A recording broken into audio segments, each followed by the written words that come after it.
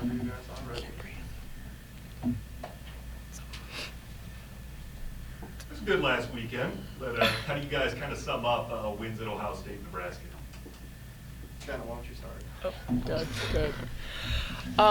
Yeah, I think we went in with no expectations of how they were going to do or how we were going to do. I think we knew that coming away with 2 wins would be really big for us and really a confidence boost, but not only that, also just like showing the country that like we're ready and we're a really good team. And so I think we just showed that we are capable and we have learned necessary lessons throughout the season and that we're ready. Coach won't talk much about this being his final season, but is there a chatter amongst the team, about sending him off on the right note and making sure you guys go extra hard for him? Yeah, I think once the news kind of came out about that, I think that was definitely something our team united on, where we were like, you know what, if there's anything to fight for this season, it's Hugh and it's each other. So it's not something we talk about a lot. Like, I don't think that's like our only narrative for this season, but yeah, we definitely want to, finish things off for him and for this team because we know what we're capable of. Melanie, do you feel like the team is playing your best volleyball going into the tournament, or is there another level you feel like you guys can reach? Oh yeah, I think for sure this last weekend was probably our best weekend of volleyball since maybe a couple of games in preseason. I think we had our moments throughout Big Ten, of course, and after that we kind of got into the idea of just going back to the process. Hugh has been harping on that for the last couple of weeks, and I think we actually all decided to buy into it and kind of go in as a whole group saying we have nothing to lose, and if we're going to go out fighting, we might as well do it in our best form. So I think that's kind of what we went with this weekend, and we proved ourselves we can actually do it and withstand it even on the road. So I think it definitely was our best weekend of volleyball. Do you all have a feeling about what has sort of maybe leveled off your performance, kind of getting into a more stable place and not having maybe some of that up and down that you had early on in the season? Is it just, like you said, getting back into a rhythm of trusting a sort of process and going about your work, or is there something that changed?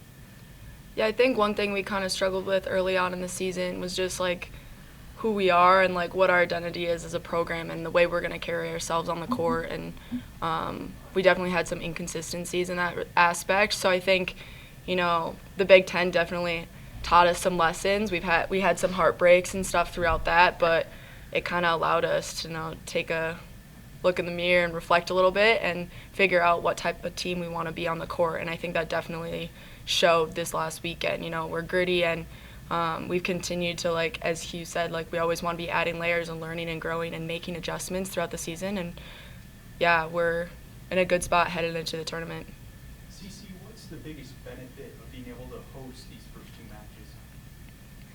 Yeah, I would say, getting to play in the PAV is just a huge advantage in itself. Having that momentum heading into the next weekend. I think the most important thing for our team is taking it one game at a time. We don't want to look too far ahead. So just focusing on playing good Gopher volleyball this weekend and hopefully getting those 2 wins so that we can have some great momentum heading into next weekend. Is it fair to say you guys are battle tested with the schedule you've had to this point? Absolutely. Yeah. Yeah, it hasn't been easy, but I think it's definitely taught us a lot of pretty critical lessons, and we've had a lot of growth because of it. How does that kind of prepare you for the mentality switch with a one-and-done scenario? Yeah, I think obviously it's like a different kind of pressure. Being in Big Ten is like pressure in itself, playing the top teams in the country. Even if you're going to play Illinois or Purdue, it's like battle every night no matter who you're playing. So I think in a sense, like when we're in games, I think we also feel like during Big Ten it's one and done because you can't lose too many games if you want to win a Big Ten championship. So I think it might be like an overlooming pressure because like you're actually done if you lose one. But I think with our schedule we've had and playing in the Big Ten the last couple months, it's prepared us super well. So I think it's maybe like a shift in pressure, but not really that much different for us, I think. CC, after facing a few of them, what's it like to have your own 6'7" player in the middle of the net? Yeah, it definitely makes your life a lot easier as a defender playing around that block, and having Carter as an offensive threat and having her on our end is super helpful. Yeah, makes a huge difference. Melanie, can you talk about how the offense, I think, led the Big Ten in hitting percentage? I think that's right. In conference play, the defense had some phenomenal, moments in the past couple of weeks of just shutting down some really good offenses.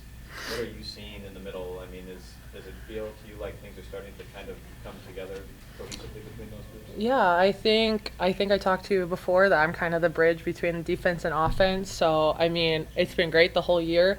We've honed in on like a couple little inefficiencies the last couple weeks since we're getting towards the end, and we're able to add tiny layers, which is maybe kind of small, but when they start actually changing, it's a really big shift for our whole team. And I think our blocking's gotten better, which is set up better for the defense. And then I think our middles and our pins have been able to work on the little things they need to in practice, and I've been able to work on the little things that I need to adjust in practice. And I think we've kind of been maybe like working more together in like group settings kind of to work on like an actual offense versus just like attack school or something. So I think it's kind of it has been gelling together, and I think over the last couple weeks we've realized that it has actually, we've made a lot of good changes. For anyone who wants to answer, your thoughts on the regional, Florida State, UNI, Southeastern, kind of what those teams look like to you? I don't think we know much about any of them. I think we'll get the scouting report just like any other game. Treat it just like any other game. Prepare like it's any other game.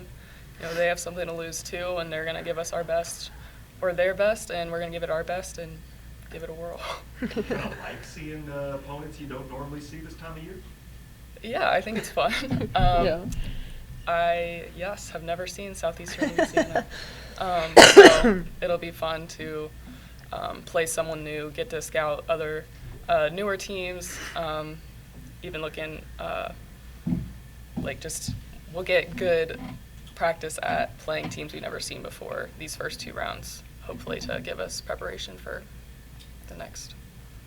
Do the 3 of you look forward to the first snow of the season, or do you not? It was a bit too much today for me.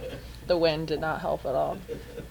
Walking. Yeah, the wind made To it worse, class. but I was excited to actually have some snow. I think Florida State's going to be But- a little shook when they get here tomorrow. Southeastern Thursday. Louisiana, too. Oh, yeah.